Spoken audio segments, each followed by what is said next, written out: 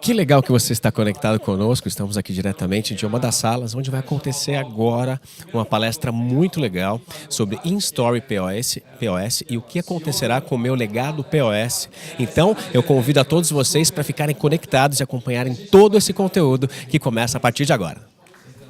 Bom, pessoal, antes eu formulei algumas perguntas aqui, uma meia dúzia delas, para a gente ir batendo papo, mas eu queria começar ouvindo um pouco da visão de vocês, de como que vocês acham que tem evoluído e para onde vai a experiência de ponto de venda,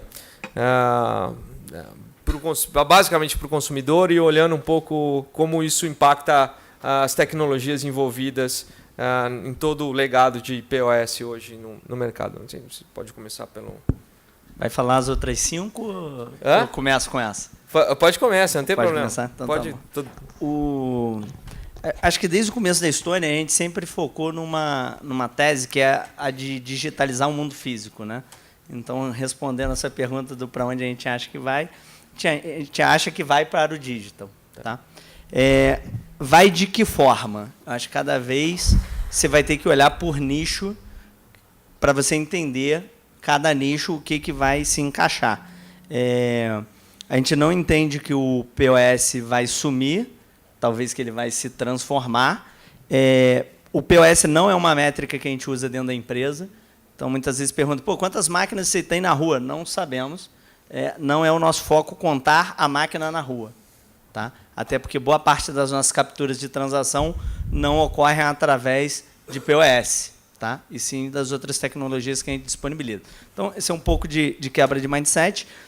Uma coisa que a gente tem certeza o ponto físico cada vez mais vai ter que agregar serviço e experiência, para aí sim ele se tornar um local de valor, porque senão comodidade vai acabar superando. Se você tiver preço também como fator de decisão, o digital também pode acabar invadindo. Tá? E a gente entende que uma das coisas que a gente mais gosta do digital é a questão da fricção. Né? Tá. Toda vez que você consegue dar a opção de comprar no impulso e de retirar a fricção do processo, que muitas vezes no supermercado é comum ser a fila. A gente tinha o exemplo na mobilidade de como é que era difícil você terminar uma corrida. Eu acho que o delivery também era uma situação bem complicada. E esse é o tipo de desafio que a gente tem tentado endereçar, pensando desde o pequeno comerciante até o cara muito grande, o que ele está tentando fazer para tornar a experiência de compra melhor. Esse é um pouco do que a gente imagina aí de experiência. Bacana. O ponto é o seguinte, eu acho que a experiência do consumidor, acho que a gente começou a ver uma série de coisas acontecendo no mundo que gera uma expectativa completamente diferente no consumidor. Eu acho que todo consumidor hoje em dia espera alguma coisa tipo um Uber da vida. Vai entrar, ter o serviço prestado, sair do carro, não saber que nada foi cobrado, como foi cobrado, cair o valor certo e tudo ser resolvido. Ou seja, é uma experiência muito tranquila, muito natural. Ele pega a parte boa e não tem que passar por todo aquele sofrimento. Bom, se a gente pensar, sei lá, 5 anos, 10 anos atrás, você tinha que arrumar troco para o taxista. Né? Você tinha que ter preocupação de arrumar troco que você sabia que ele não tinha. Hoje você tem uma experiência de realmente não se preocupar com nada e sair do carro tranquilamente. O caso da Tok-Tok, a Tok-Tok, por exemplo, é uma empresa que ela, pelo que a gente vê do carinho dos clientes, do recall de marca, as pessoas têm uma boa experiência na loja. Mas, ainda assim, você tem aquele momento, por exemplo, de móveis, que você sobe no ambiente de móveis e você tem toda aquela inspiração, aquele pensamento como pode ficar a sua casa, como pode ficar bonita, que coisa legal que você pode botar lá. E aí, de repente, quando você fala, vou fechar negócio, aí você vai para uma torre de atendimento, tem um vendedor que tem que abrir uma tela de um sistema ainda bem antigo e fazer todo o pedido para você. E ali não tem nada a ver com a experiência Tok-Tok que a gente quer prover para o cliente. Fora o outro ponto também, ele está lá nos móveis e às vezes ele gostou de uma jarra, de um artigo de decoração, de qualquer coisa dessa. Lá ele não deveria estar comprando isso, ele deveria estar comprando lá embaixo nos acessórios, porque foi assim que foi desenhado. Isso não é natural, isso não é a forma como ele pensa, não é a forma como ele quer ter os insights e ter a experiência de compra para a casa dele. Então, o que a gente quer permitir é que ele possa fazer qualquer compra de qualquer produto dentro da loja, a qualquer momento, da forma mais natural para ele. Ou seja, andando, vendo, tendo os insights, sendo acompanhado pelo vendedor ou sozinho, como ele preferir, né? E a qualquer momento ele poder fechar negócio de qualquer item daquele, seja para entregar na casa dele, seja para pagar lá e receber lá, seja para pegar numa outra loja ou qualquer coisa desse tipo. Ou seja, que ele tenha toda a tranquilidade de fazer da forma que for mais conveniente para ele. O nosso CEO sempre fala isso, ele tem toda a razão. Quem decide a experiência de compra não é a gente, é ele, então é o cliente. Então a gente tem que estar pronto para atender qualquer expectativa dele, tanto na pré-venda quanto na venda e até mesmo no pós-venda. Então acho que é um pouco disso que a gente está tentando desenhar. Bom, nós na Get a gente entende que o futuro do POS passa por ele ser transformado num endpoint, né? Então acho que todos os sistemas, especialmente o in-store da Vitex, pensam isso. Então todo o back-office operacional, né, dos nossos clientes está convergindo para não ter mais aquela divisão entre físico e digital. Óbvio que você tem controles de estoque, você tem controles de cliente específicos. Mas a gente entende que o POS vai servir como um endpoint, num primeiro momento para publicar, seja uma automação, seja um sistema in-store, para ter a interação com o consumidor final. Ainda vai agregar o pagamento, mas por incrível que possa parecer, também na linha do tempo, esse POS deveria sair desse hardware, né? Então, nós, como indústria de pagamentos, temos aqui um desafio que a gente hoje classifica, né, as transações em cartão presente e cartão não presente, né? A definição ficou no passado, que é um cartão presente sem o consumidor presente. Então, eu acho plenamente que a gente vai partir para esse modelo de ser um endpoint integrado com todo o PDV. E aí, seja qual for a experiência que a gente quer dar, a gente tem casos em postos de gasolina, por exemplo, que obviamente é diferente uma experiência, uma interação do consumidor com um cliente da Tokstok, mas no fim do dia, talvez as dores de integração e sistemas legados sejam as mesmas, de emitir um cupom fiscal, de controlar estoque, de não ter chargeback, né? Mas eu acho que a gente começa a partir para modelos efetivamente integrados. Também acho que a gente está longe de um Uber, de um Amazon Go, mas eu acho que a gente caminha nessa direção de não ter fricção, e o hardware é mais um ponto de apoio no processo. Então, essa é a nossa visão. Bom, o que eu vejo primeiro é o seguinte, né? Vivemos, acho que há uns 2, 3 anos, o início de uma transformação digital com a entrada dos smartphones. E isso mudou toda a relação que a gente tem com tudo, né? O que está acontecendo agora é que essas plataformas de smartphone, né, elas estão chegando agora no varejo, no mundo, nas lojas. E aí vai ter uma grande revolução de tudo. Então, por exemplo, o Uber só aconteceu porque tinha o smartphone lá, né? Então, essa entrada desse movimento digital, ela chegou no varejo.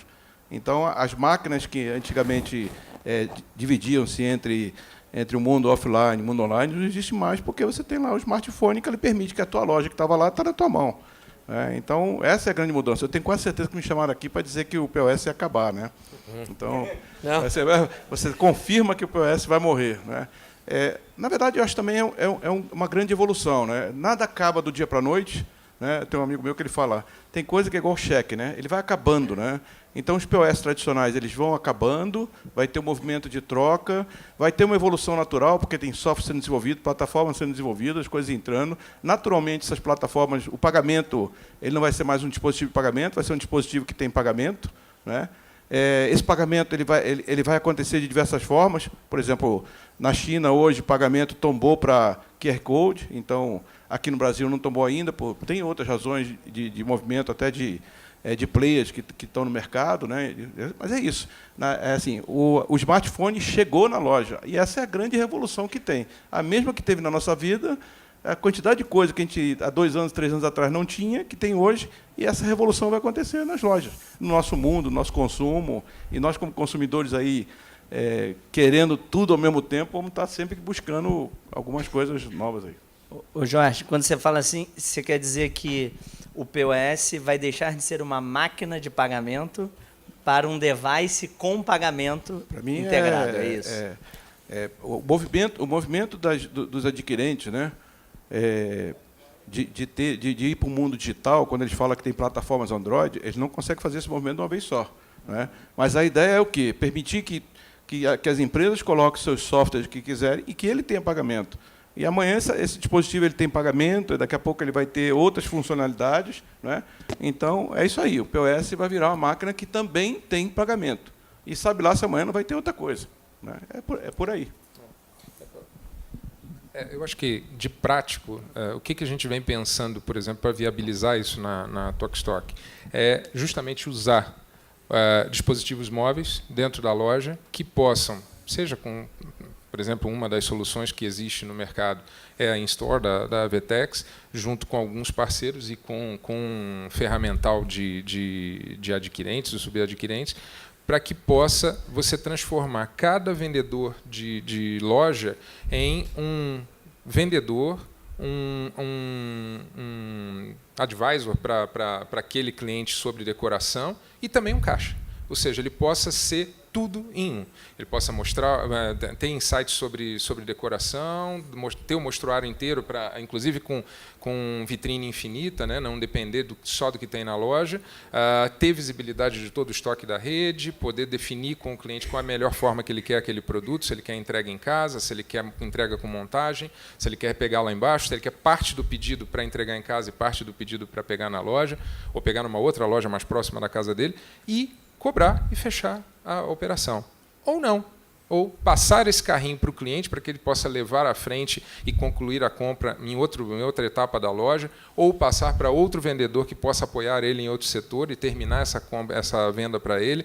Ou seja, que essa experiência seja toda, ou seja, você dá poder a toda a equipe de loja e também ao próprio cliente com autosserviço através do dispositivo dele, para que ele possa escolher a jornada dele dentro da loja. Então, esse é o caminho que a gente está pensando. Uma coisa interessante que vocês falaram, primeiro, algumas coisas, né? Na China tem a questão do QR Code, tem mendigo pedindo esmola com QR, não sei se vocês já viram isso. É muito, não sei se vocês já viram isso, é muito louco. Chega a ser não pode perseguir o cara só porque ele é mendigo, não pode pedir. Não, lógico, né? Mas o cara, É uma bancarização, né, Jorge? Porque tem um movimento de... Eu não vou chamar de bancarização, mas assim, o cara, em tese, ele recebe num wallet que está em algum lugar, né? E isso populariza os pagamentos. Então, eu queria que vocês comentassem um pouco disso, de como essas novas tecnologias vão embarcar mais gente, fazer com que o consumo tenha menos fricção. E um outro ponto que eu queria que vocês comentassem, assim, o ponto é importante, assim, deixa de ser um device de pagamento para ser um device com pagamento, né?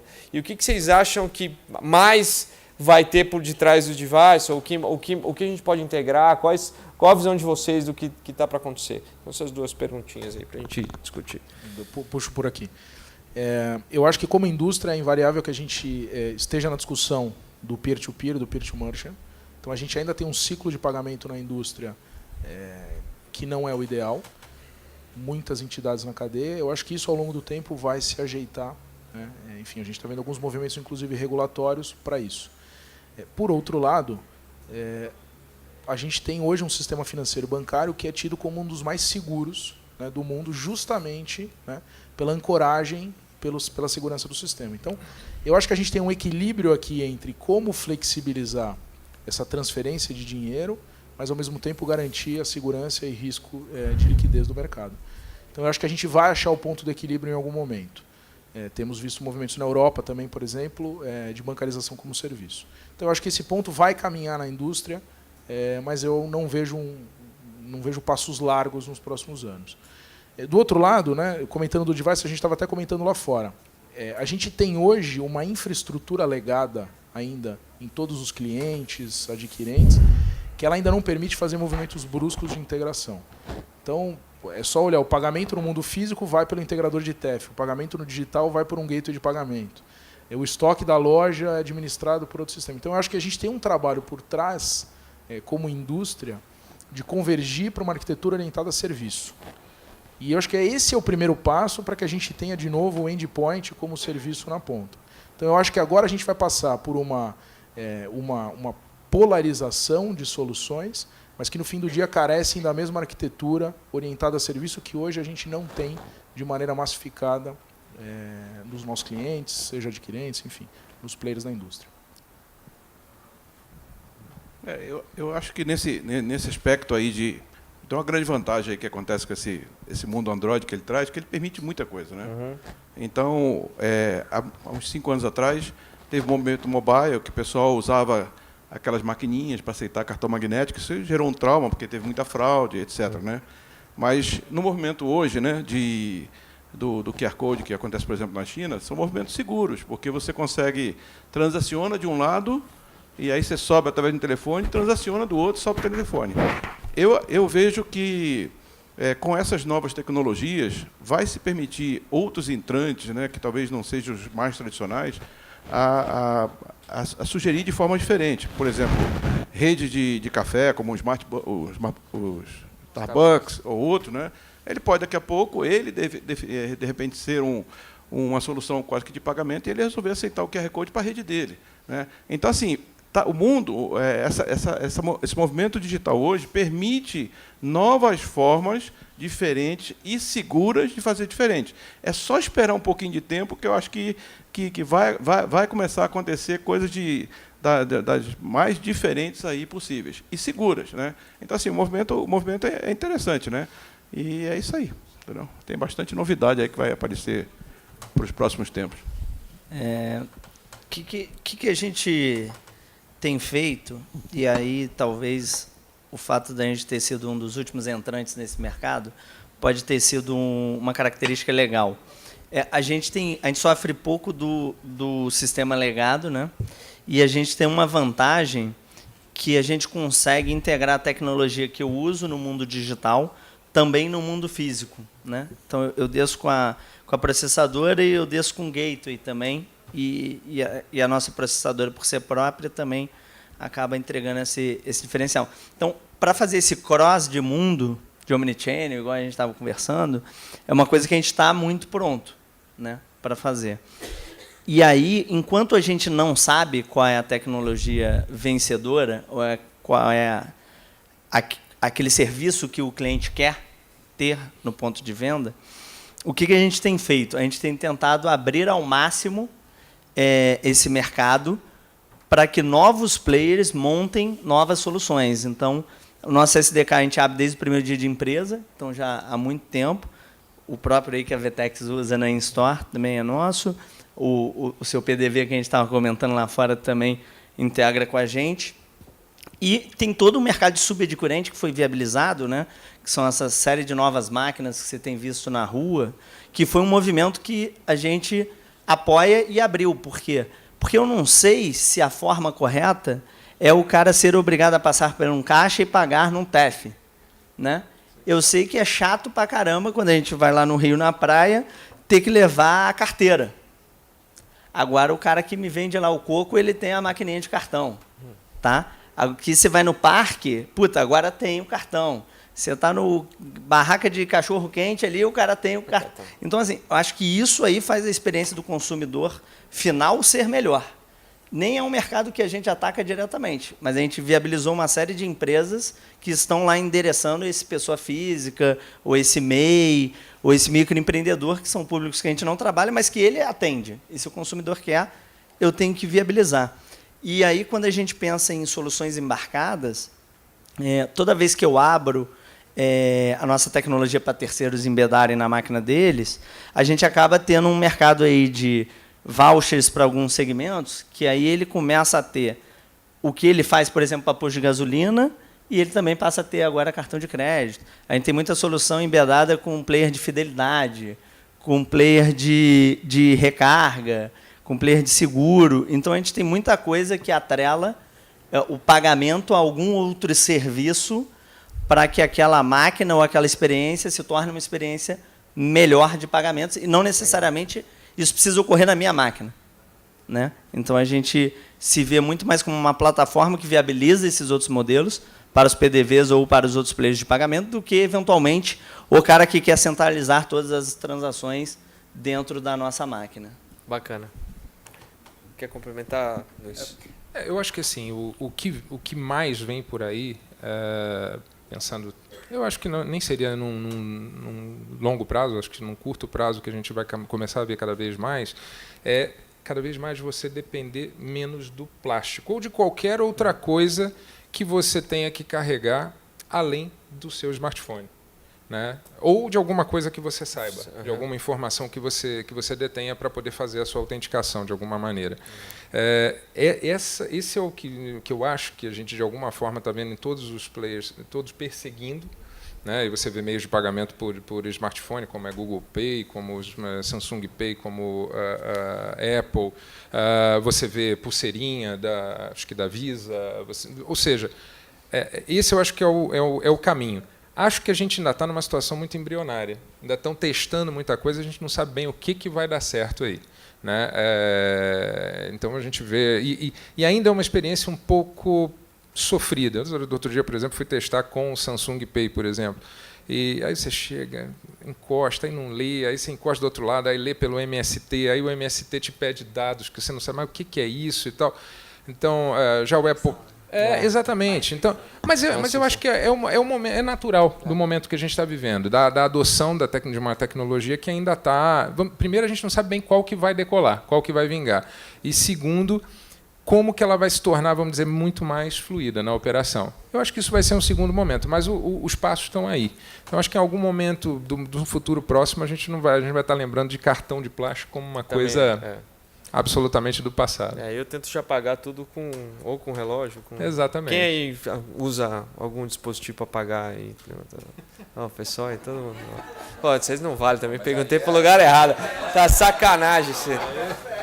Sacanagem, né? Sacanagem. Cadê a pulseirinha? Essa pergunta estava verde, ensaiada, entendeu? Será que alguém me consegue uma depois? Com certeza, claro.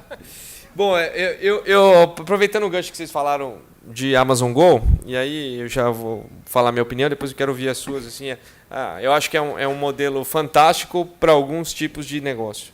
E eu acho que o atendimento humano, a interação, a recomendação de produto, isso cada vez mais vai ter papel na experiência de varejo, porque o varejo cada vez mais vai ser uma experiência. Então, eu acho que ter informação na mão de quem está atendendo o cliente sempre vai ser muito importante. Óbvio que tem os casos que assim, quero pegar uma coisa para comer, não quero falar com ninguém, estou com o saco cheio, fiquei 2 dias no VTEX Day andando de lá para cá, estou cansado, quero dormir, vou entrar, passar e pegar e ir embora.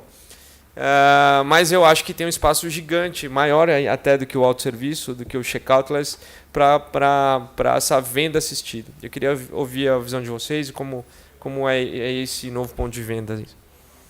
Posso começar? Exatamente, esse é o ponto. Quando eu falei já um pouco sobre o que a gente pensa para a Tokstok, e basicamente tudo isso que a gente está pensando é para cada vez mais liberar o vendedor para que possa dedicar mais tempo ao cliente e dar a ele uma experiência muito mais no inspiracional, no emocional, que ele possa sonhar junto pela casa do cara, por ter um futuro mais legal naquela casa. Eu estava vendo a apresentação de manhã de uma moça da Flow, né? E ela estava falando exatamente isso. E um pouco do que o Bruce Dickinson estava falando ontem, que é ter fãs e não clientes. E você só consegue isso pelo emocional. E você não constrói relações emocionais, não constrói esse nível de relacionamento com máquina, fazendo venda. Né? Quando eu saí da palestra, estava conversando com um colega da empresa que estava aqui também de manhã, sobre a minha experiência, por exemplo, no Starbucks. Por algum tempo, eu fiquei frequentando diariamente um Starbucks. E, assim, o café é absolutamente average, não tem nada de fantástico. O Wi-Fi era uma bosta, na loja, particularmente. E assim, não tinha nada que dissesse assim, de tecnológico, que eu falasse, nossa, é fantástica essa experiência no Starbucks. No entanto, eu adorava ir para lá todo dia. Porque os baristas todos sabiam me recomendar cafés de acordo com o que eu gostava, sabiam o meu nome, sabiam da minha vida, já porque eu estava indo lá com certa frequência, batiam papo comigo numa boa, de uma forma genuína, você via que eles não já me conheciam. Né? E mais do que isso, você criava quase que um conceito de comunidade, porque eu descobri que Starbucks não é bem uma cafeteria, é um cowork, né? Que vende café. Então você começava a encontrar as mesmas caras lá. Tinha uma moça que ia com a filha pequenininha todo dia, vinha a menina brincar, apertar o meu computador, o botão do meu computador, eu brincava com ela, eu tenho um filho da mesma idade. Tinha vários diretores de vendas ou gerentes de vendas de empresas que não têm escritório, que iam para lá para fechar negócio e tal. Eu já começava a conhecer as caras, a gente já começava a se falar no final do dia. Então, assim, isso ou seja, café, tecnologia de Wi-Fi, lugar confortável para ficar diferente de outra rede qualquer? Não. Basicamente o que fez foi essa ligação emocional. E é isso que a gente precisa cultivar na nossa operação. E a tecnologia deveria vir para possibilitar uma conexão maior e não para tirar isso. Legal. Né? Eu acho que é importante no que você falou o segmento, né? Acho que para alguns segmentos é muito bom. Para outros, eu acho que não encaixa muito bem. Então, por exemplo, tudo que é uma situação constrangedora, ou que faz você perder tempo, ou que não agrega valor, por exemplo, a fila do pão de queijo no aeroporto. Zero valor. Né? Você ainda corre o risco de perder o seu voo. Então, chega acho que a ser ali constrangedor, né? é claramente uma situação que deveria ser endereçada de um jeito diferente. Estamos tentando endereçar de um jeito diferente. Uma outra que a gente já vem endereçando, que é no segmento de entretenimento. Quando você vai para um show, cada vez mais tem migrado a geração de receita lá do modelo de negócio de quem produz. Tá? E aí um dos principais problemas é o quê? É a fila do bar. Quando você está lá perto do palco, você nunca mais chega no bar. Né? Se for ali na arena, então, o cara nunca mais... O cara pega na entrada e não volta nunca mais. Então, isso é uma complexidade. Tá? Só que é uma complexidade na principal dor do cara. Ou no principal gerador de receita do cara. E aí ferrou. Tá? E aí, quando o cara vai embora, ele fala assim, e aí, como é que foi o show ontem? Aí o cara fala, uma fila do caralho. Aí, fudeu. Entendeu? Então, assim, impactou o show, a fila. Então, como é que você resolve esse negócio? Outra que a gente vem fazendo legal é de posto de gasolina também, que é uma situação muito constrangedora, em geral, para mulheres ou para quem tem carro blindado. Né? Tudo que o cara não quer é descer do carro. Tudo que ele tem que fazer é descer do carro. Então, o cara fez tudo aquilo para ele ficar sem gasolina na Avenida Brasil, ter que parar lá meia-noite e descer do carro. Então, não é a situação que o cara queria passar, e você fazer com que ele desça não é uma situação que gera valor. Porque ele não vai pegar nada, ele vai ficar puto e ele vai querer ir embora o mais rápido possível. Então, como é que a gente faz ele pagar sem descer do carro, por exemplo? É uma situação que a gente vem trabalhando.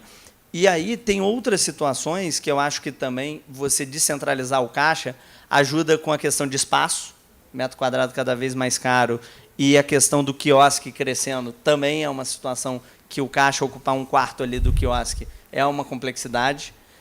Que encaixa, você descentralizar o caixa, e a outra é pegar impulso. A gente estava falando ali fora de moda, né?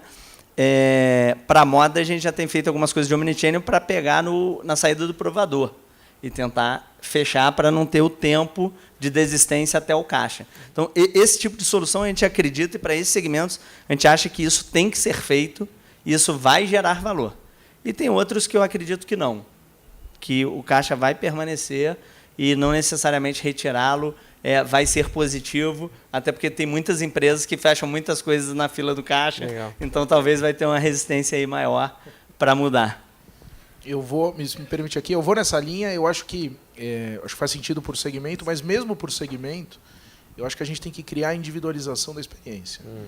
Então, não é porque a Arezzo vende sapato, e por experiência própria, né? Quando a minha mulher vai na Arezzo, é uma experiência. Quando eu vou comprar o sapato, eu quero aquele da vitrine e quero sair rápido correndo. Então, eu acho que nós todos aqui entendemos e estamos convergindo para sermos empresas de tecnologia. E acho que a gente ainda, como indústria, faz muito mal. Como é que a gente usa todo o dado que passa por nós para individualizar a experiência, sem que a gente cause, né, uma fricção na entrada, sem que a gente cause algum desconforto, e saiba se e quando a gente precisa abordar o consumidor, seja por indústria, mas a individualização dele. Que eu acho que esse é o X da personalização da compra. Eu, por exemplo, eu vou no Starbucks, para pegar o café e sair andando. Se o cara pergunta bom dia, eu vou falar, como? Então, acho que mesmo por ramo a gente precisa individualizar a experiência. Eu acho assim, lembrando que tem um bocado de gente de vermelho aí, né? Eu acho que as últimas eleições mostrou que a gente tem que sempre lembrar que tem polarizado um certo grupo, nenhuma relação, e um outro grupo. Né? Então, isso eu acho interessante, porque, por exemplo, até pegando esse gancho, o que acontece? Tem uma parte da população brasileira que ela é uma população mais simples. Tem uma parte da população que é uma população mais mais desenvolvida. Então, assim, eu acho que a experiência ela não pode nem tombar para tudo, né, e, de repente, vou tirar tudo e ela entrar num nível de complexidade que você acha que você vai estar... poxa, o pessoal que é de negócio fala assim, cara, eu não quero ter cartão. Provavelmente a senhorinha vai falar o seguinte, eu só quero levar o meu cartãozinho. Então, assim, eu acho que na hora que a gente está falando do ambiente da loja, eu acho que a gente tem que verificar determinados lugares que você possa fazer aquilo de uma forma simples, determinados lugares que você tem que fazer aquilo de forma assistida, porque você tem diversos grupos. Então, assim, eu acho que é bastante misto. Eu viajo para muitas feiras há muitos anos. Há mais de 10, 15 anos, eu vejo coisas lá fora, igual o check-out móvel, há muitos anos. Então, assim, coisas que, de repente, o cara compra e sai, isso vai funcionar para as pessoas. Por exemplo, fila. Tem muita gente que fala assim, poxa, eu não quero fila. Cara, aposentado adora fila. Se você tirar a fila do supermercado, ele não vai mais para o supermercado. Né? Então, eu acho que quem tem realmente o varejo, ele tem que lembrar o seguinte, quem é o meu público? Eu tenho um público high level, então eu atender aquele cara quer entrar e não quer sair. Ele não quer nem falar com ninguém. Aquele cara tem outro que, de repente, vai querer falar, conversar. Então, assim, eu acho que a melhor loja do mundo vai ser a loja que vai conseguir atender diversos públicos. Esse, provavelmente, vai ganhar as eleições, de novo. Né? Bom. Ou pela primeira vez. Né? Bom, pessoal, a gente tem 1 minuto para encerrar. Eu gostaria de pedir... Eu tinha um tema que eu queria tocar, que deve estar todo mundo perguntando se eu ia perguntar ou não, mas que é blockchain e criptomoedas. Em 20 segundos cada um, se vocês puderem resolver. Brincadeira, mas acho que a gente pode atrasar uns 2 minutinhos. Ela deixa, não vai ficar bravo comigo. Só para a gente encerrar. E aí a gente vai pro show. Acho que não tem mais, né? Depois dessa? Ou tem mais uma? Depois vamos curtir minha prima, Preta Gil. A gente gosta mais de blockchain do que de Bitcoin, se é essa a pergunta. E aí o que a gente tem feito ao longo do tempo? Um dos objetivos da gente ter a processadora própria é justamente a gente ter uma processadora pronta para processar numa estrutura diferente, que hoje é cartão, amanhã pode ser uma outra coisa. Tá? Diria assim. Então, é um tema que a gente gosta bastante. E a gente já vem pensando e montando muita coisa dentro de casa, embasado principalmente no blockchain. Tá? Bitcoin a gente gosta menos. Tá bom. Eu vou praticamente na mesma linha. Acho que é importante... Primeiro, assim, moeda sem lastro, né? Eu poderia te pagar em Bitcoin? Você vai falar, depende. Se ele subir, você pode me pagar. Mas eu acho que a gente vai na mesma linha. O que, no fim do dia, todos nós somos somos empresa de transação eletrônica. Então, independente do que a gente leva do ponto A para o autorizador B, acho que no fim do dia o mercado vai, obviamente, nessa linha. E toda moeda digital precisa de uma regulamentação para a gente operar. Senão a gente não vai efetivamente conseguir entrar. Mas estamos olhando. Só adicionando uma curiosidade, ainda mantendo a tese de que a gente investe em todas as plataformas e o consumidor tem que definir, mesmo não sendo a nossa preferência o Bitcoin, a gente viabilizou aí o pessoal começar a comprar com Bitcoin no e-commerce. Tá? Então, hoje já tem alguns clientes nossos, tem um aí de moda, que é a Reserva, que fez um barulho aí em cima disso, que você pode comprar, então no caso da Tokstok eu acho que não, mas no caso da Reserva o cara pode comprar com Bitcoin lá no site da Reserva. Tá? Eu vou comprar hoje, queimar uns Bitcoin que não vou nada. Eu acho que, só falando do ponto de vista de Tokstok, como representante de varejo, acho que assim, tem que esperar amadurecer um pouquinho. É um mercado que está muito ainda incipiente, muita regulamentação, não existe nenhuma. Agora, é claro, a gente tendo um pouco mais de estruturação para isso. E sendo um desejo dos consumidores, a gente vendo que tem uma demanda, sem dúvida, por que não? Legal. Jorge? Eu acho que segue a linha dele aí. Eu acho que, como nós somos de tecnologia, nós temos que viabilizar aquilo que aparece. Particularmente falando, eu não consigo confiar em moedas que você não consegue ter uma estabilidade dela. Mas como o mundo é feito assim, tem uns que ganham e outros que perdem, né? Então eles devem estar montando plataforma para ter um bocado de gente perder dinheiro e outros ganharem bastante, né? Legal. Que é o que aparece disso aí, né? Então, assim, eu como pessoa, eu acho que isso aí não é uma plataforma ainda que mereça assim, uma dedicação grande. Agora, como tecnologia, se o mercado exigir de nós, a gente vai ter que fazer. Boa. Gente, muito obrigado. Agradeço a vocês por terem vindo.